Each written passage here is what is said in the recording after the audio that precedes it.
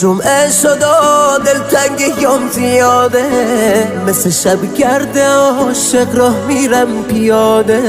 خنده ی تلخی باز دوباره رو لب من، هر وقت تو رو میبینم پایین میاد تب من، هر وقت تو رو میبینم چه آروم شبه من. مسخ چشات شدم، رفیق غمهات شدم، یه حکی شمات شدم، آخه کجایی؟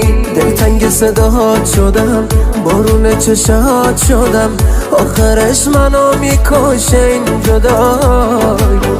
بس دیگه بیا نکن تا بی وفایی، بس دیگه بیا نکن تا بی وفایی.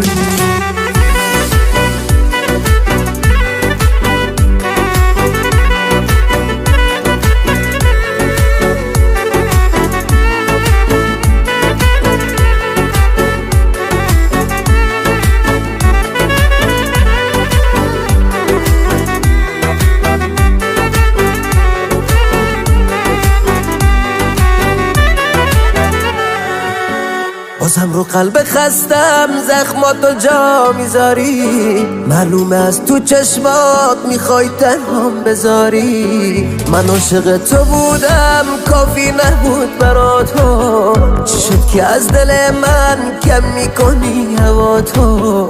چی شد که از دل من کم میکنی هوا تو؟ مسخ چشات شدم، رفیق غمهات شدم، یه حکی شمات شدم، آخه کجایی؟ دلتنگ صداهات شدم، بارون چشات شدم، آخرش منو میکشه این جدایی. بس دیگه بیا نکن تا بی وفایی، بس دیگه بیا نکن تا بی وفایی.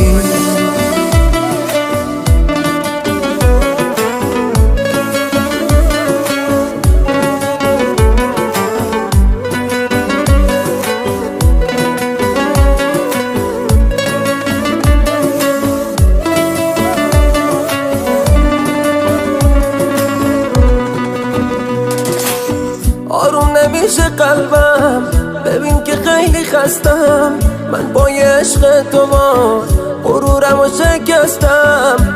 بسه بی وفا دیگه ندارم، میرم با خاطرام تنهات میذارم.